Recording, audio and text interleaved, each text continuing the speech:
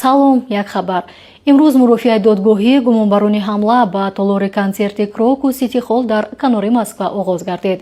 дар умум 19 нафар ки аслан шаҳрвандони Тоҷикистон мебошанд дар курсии айбдорӣ нишастанд. онҳо дар куштори 149 нафар ва захмӣ кардани зиёда аз 500 нафар гумонбар дониста мешаванд. гуфта мешавад ки аввалин ҷаласаи додгоҳӣ боз ва мурофиаҳои минбаъда пӯшида ҷараён мегиранд. мақомоти Россия хабар медиҳад ки дар ин парванда маълумоти махфӣ ҷой дорад ва ифшои баъзе маълумот дар ҷаласаи ошкор ба ҷустуҷӯи нафарони дигар халал эҷод мекунад. аммо маълум нест ки ҳама муттаҳамон бо вакили дифоъ таъмин ҳастанд ва ё ҳуқуқҳои онҳо мурод мешавад ва ё на.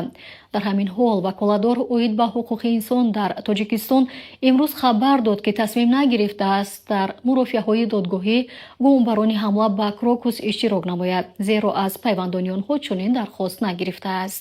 пайвандони боздоштшудагон қаблан дар суҳбат бо мо ба бегуноҳии фарзандон таъкид намуда аз надоштани вакилони дифоъ шикоят карданд.